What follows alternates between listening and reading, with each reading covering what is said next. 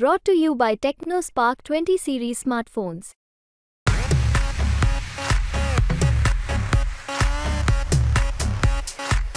स्टेजवर एक आणि खाली एक अशी भाषा जर आम्ही करायला लागलो तर पंचायत होईल. लोक काय म्हणतात हे फार महत्वाचं नाही.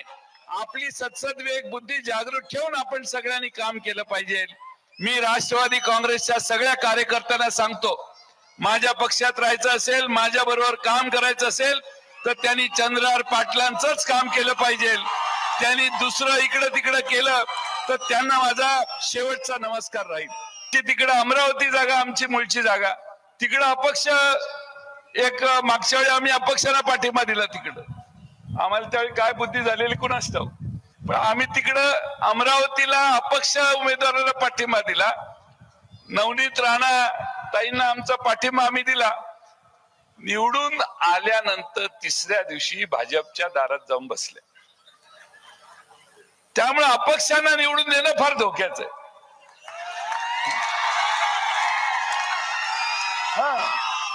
कधी कुठं जातील काय पत्ता नाही.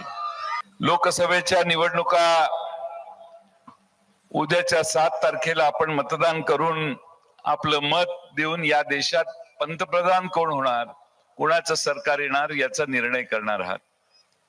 संपूर्ण देशामध्ये सामान्य माणसं भारतीय जनता पक्षाच्या पूर्णपणाने विरोधात गेलेत आणि माणसांची प्रचंड रागाची भावना पदोपदी महाराष्ट्रात आणि देशात अनेक ठिकाणी लोक व्यक्त करतात. महिन्याभरापूर्वी चित्र वेगळं होतं, पण जेव्हापासून महाराष्ट्रामध्ये उद्धव ठाकरेंचे दौरे सुरू झाले, उद्धवजींच्या जशा सभा सुरू झाल्या, शरद पवार साहेब पायाला भिंगरी घालून जसे फिरायला लागले, तसा महाराष्ट्र पुन्हा एकदा ठामपणाने या दोघांच्या मागे उभा राहतोय असं चित्र निर्माण झालं. महाराष्ट्रामध्ये मराठी माणसांनी तयार केलेले 2 पक्ष फोडण्याचं प्रायश्चित्त भारतीय जनता पक्षाला द्यायचं, हा निर्धार मराठी माणसांनी महाराष्ट्रात केलेला दिसतोय. मी आज आपल्या पुरतं सांगत नाही, पण शिवसेना, काँग्रेस आणि राष्ट्रवादी काँग्रेस आमचे सगळे मित्र पक्ष हातात हात घालून आम्ही काम करतोय. अपवाद फक्त सांगलीच आहे. या मतदारसंघामध्ये हा मतदारसंघ शिवसेना आणि काँग्रेस यांच्या चर्चेमध्ये शिवसेनेकडे गेला. शिवसेनेने चंद्रहार पाटील डबल महाराष्ट्र केसरी यांना उमेदवारी दिली. हा त्या पक्षाचा निर्णय आहे, आघाडीचा निर्णय आहे, एकट्या शिवसेनेचा निर्णय नाही. कारण आघाडीतले 48 उमेदवार आम्ही सगळ्यांनी बसून मिळून जे ज्या पक्षाला जागा आल्या त्या पक्षाने निर्णय घेऊन घोषित केल्या. मी माझी सातारची जागा दुसऱ्या कुठल्या पक्षाला चर्चात करून फारशी केली नसेल कदाचित, आणि म्हणून एकदा पक्षाला जागा गेल्यानंतर, निर्णय जाहीर झाल्यानंतर त्याच्यावर चर्चा न करता भारतीय जनता पक्षाला आपल्याला जर पराभूत करायचं असेल तर या नवीन चेहऱ्याच्या मागे आपल्या सगळ्यांनी उभा राहायला पाहिजे. आपण जर आपल्या उद्दिष्टाशी प्रामाणिक असू, महाराष्ट्रामध्ये खरंच आपल्याला भाजपचा चेहरा बुरखा उतरवायचा असेल आणि भाजपचा विरोध करायचा असेल तर महाराष्ट्रात प्रत्येक मतदारसंघ, नुसता सांगली नाहीये, प्रत्येक मतदारसंघामध्ये 3, 4, 5 पक्ष, दोन्ही भारतीय कम्युनिस्ट पक्ष, मार्क्सवादी कम्युनिस्ट पक्ष, समाजवादी पक्ष, शेतकरी कामगार पक्ष, सगळे पक्ष एकसंघपणाने हातात हात घालून काम करतायत. आणि म्हणून माझी आपणा सर्वांना विनंती आहे, ठीक आहे कुणाचा तरी इच्छा होती, नाही झाली मान्य, पण त्याचा अर्थ आपण आपली लढाईची दिशा बदलू शकत नाही. आपण एकसंघपणाने, ताकदीनं, ठामपणानं चंद्रहार पाटील यांच्या मशालीचंच काम केलं पाहिजे. स्टेजवर एक आणि खाली एक अशी भाषा जर आम्ही करायला लागलो तर पंचायत होईल. लोक काय म्हणतात हे फार महत्वाचं नाही. आपली सत्सद्विवेक बुद्धी जागृत ठेवून आपण सगळ्यांनी काम केलं पाहिजे. मी राष्ट्रवादी काँग्रेसच्या सगळ्या कार्यकर्त्यांना सांगतो, माझ्या पक्षात राहायचं असेल, माझ्या बरोबर काम करायचं असेल तर त्यांनी चंद्रहार पाटलांचंच काम केलं पाहिजे. त्यांनी दुसरं इकडं तिकडं केलं तर त्यांना माझा शेवटचा नमस्कार राहील. शेवटी आम्हाला भारतीय जनता पक्षाचा पराभव करताना शिवसेना आणि काँग्रेस दोन्ही पक्ष पाहिजे. मी महाराष्ट्रामध्ये 10 जागा लढवतोय. 10 जागा राष्ट्रवादी शरद पवार साहेब लढवत आहेत. त्या सर्व ठिकाणी हे दोन्ही पक्ष मला पाठिंबा देत आहेत.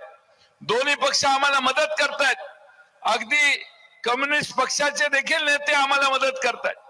त्यामुळं ही आघाडीचा भंग होणार नाही.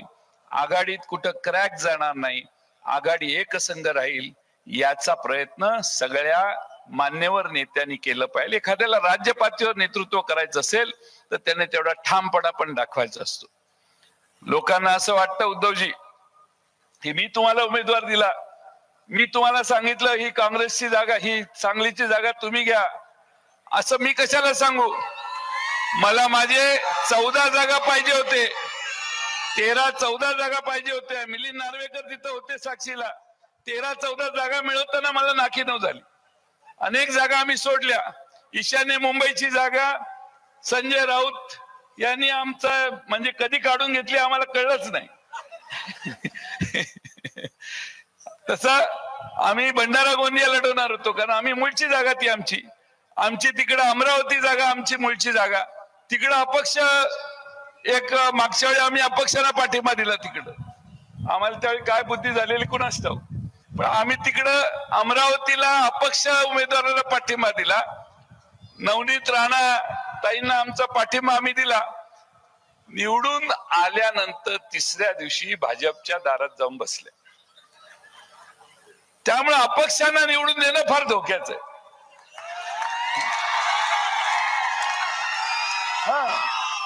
कधी कुठं जातील काय पत्ता नाही. आणि त्यामुळं ज्याला शाहू फुले आंबेडकरांचा विचार मान्य आहे, शाहू फुले आंबेडकरांचा विचार ज्यांना मान्य आहे त्यांना जातीयवादी शक्तींच्या बरोबर लढत असताना ठामपणाने चंद्रहार पाटलांच्या मागे उभा राहायला पाहिजे, हा माझा आग्रह आहे.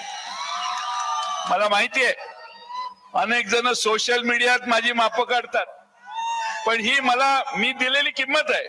आघाडीमध्ये मी तुमचा पार्ट आहे, आघाडीमध्ये मी तुमचा पार्ट आहे. अनेक जण माझ्या टीका करतात. माझा काही संबंध सांगलीची जागा काँग्रेसनं का शिवसेनेला दिली असा माझा प्रश्न मी करू शकतो, पण मी नाही केलेला तो प्रश्न. तुमच्या दोघातली चर्चा आहे. मी ही जागाही मागितलेली नव्हती, तोंडात भ्रष्ट शब्दही काढलेला नव्हता. कारण मला 13-14 जागा पाहिजे होत्या. त्या माझ्या हळूहळू 10 वर आल्यावर मी त्या चिंतेत होतो. ठीक आहे, पण हा निर्णय झाला. एकदा निर्णय झाला की ताकदीनं त्याच्या मागे उभं राहायचं. मला आठवतंय उद्धवजींचा स्वभाव असा आहे, एकदा त्यांचा निर्णय झाला की सूर्य एखाद्या वेळे पश्चिमेला उगवेल पण त्यांचा निर्णय ते बदलेल. हा मला फार जवळून मागच्या महिन्याभरात अनुभव आलेला आहे. आणि त्यामुळं महाराष्ट्रातला शिवसैनिक त्यांच्या मागे निश्चयानं का राहतो, तर एकदा दिलेला शब्द हा माणूस मोडत नाही, हा विश्वास सामान्य लोकांना आहे. शेवटी प्रत्येकाचं कॅरेक्टर, प्रत्येकाची व्हॅल्यू ही त्याच्या निर्णय क्षमतेत आहे. आपण नळमटळमपणा केला तर आपलं कॅरेक्टर, आपली पर्सनॅलिटी कधी तयारच होणार नाही. पण उद्धवजी ठामपणाने मलाही 2-3 ठिकाणी सांगितलं, जयंतराव आमचा निर्णय झालाय, हा विषय बंद झालाय, तुम्ही हा विषय परत काढू नका. असे अनेक मागच्या 2-3 महिन्यात आमच्या चर्चेत सांगितले.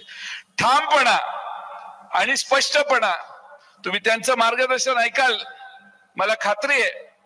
या सांगलीकरांना माझी विनंती आहे की नेता कसा असावा. गंगेत करोनाच्या काळात प्रेत वाहून गेली, त्यावेळी महाराष्ट्रात कुठल्याही प्रेताची वासलात विल्हेवाट लावताना योग्य ते संस्कार करून, अंत्यसंस्कार करून नच त्या प्रत्येक प्रेताची विल्हेवाट लावण्याची व्यवस्था आमचे नेते उद्धवजी वर्षा बंगल्यात बसून करत होते. भारतामध्ये 50 लाख माणसं मेली, करोनामध्ये मृत्यू झाला. पण महाराष्ट्रामध्ये करोनामध्ये ऑक्सिजन कमी पडला, काही हॉस्पिटल कमी पडले, जे जे झालं, हा नेता 24 तास या सगळ्या सुधारणा महाराष्ट्रात करण्याचं काम करत होता. म्हणून देशामध्ये उद्धवजींचं नाव उत्तम मॅनेजमेंट कोरोनाच्या काळात केली, म्हणून आज देश त्यांचं नावलौकिक नाव घेतो.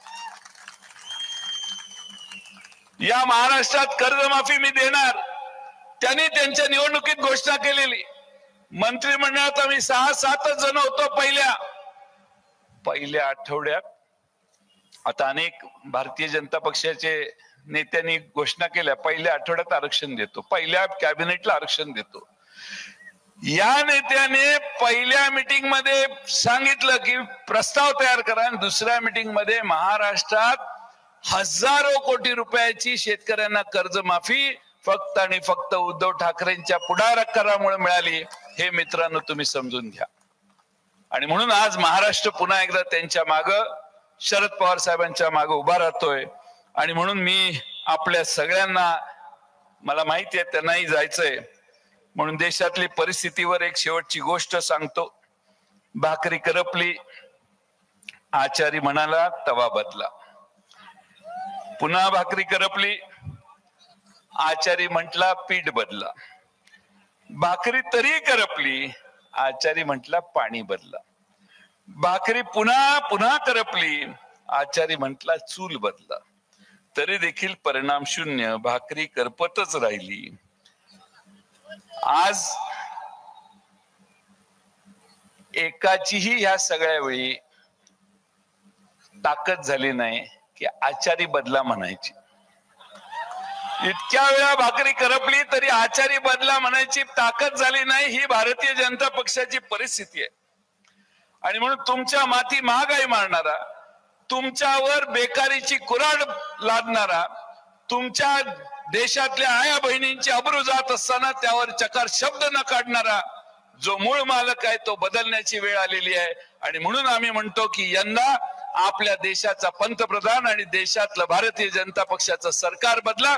पुन्हा एकदा चांगले दिवस आणायचे असतील, महागाई कमी करायची असेल, जीएसटीतून तुम्हाला मुक्तता घ्यायची असेल, तर पुन्हा एकदा उद्धवजींच्या नेतृत्वाखाली आपण सगळे एकत्रित येऊ. मला खात्री आहे पुढच्या 6 महिन्यांना येणारं सरकार उद्धवजी तुमचंच असणार आहे, दुसऱ्या कुणाचंही नसणार आहे. आणि त्यामुळं सरकार बदल आहे. सरकारच्या विरोधात महाराष्ट्र तुमचा देखील कौल त्याच दिशेनं मिळावा एवढीच विनंती करतो. सांगलीला ते आले, खरं म्हणजे तुम्ही येण्याच्या आधी मी इथं उपस्थित राहायला पाहिजे होतं. तर आमचा सत्यजित पाटील शिवसेनेच्या मशालीचा उमेदवार पलीकडं शिरोळला आहे, त्यामुळं मला तिकडं सभेला वेळ झाला म्हणून दिलगिरी व्यक्त करतो आणि आपल्या सर्वांची रजा घेतो. मंडळी